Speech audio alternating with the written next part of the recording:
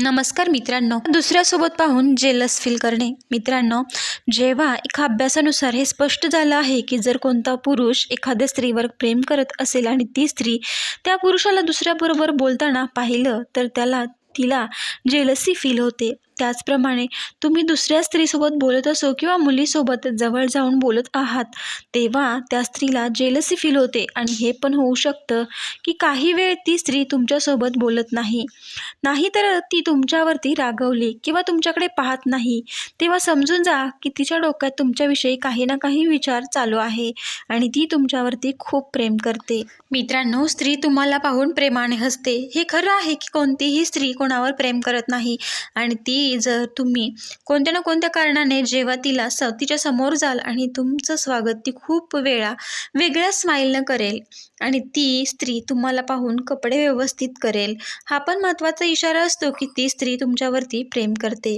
स्त्री तुमच्यासोबत प्रेमाचे डायलॉग बोलेल.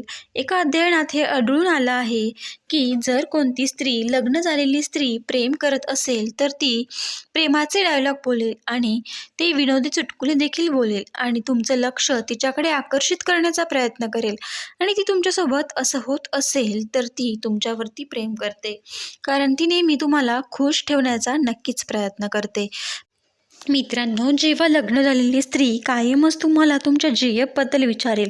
एका अध्ययनानुसार हे देखील स्पष्ट झालं आहे की लग्न झालेली स्त्री तुमच्यामध्ये इंटरेस्टेड आहे किंवा तुमच्यावरती प्रेम करते तर तेव्हा ती एकच प्रश्न तुम्हाला विचारताना देखील दिसेल किंवा माहिती करून घेण्याचा नक्कीच प्रयत्न करेल.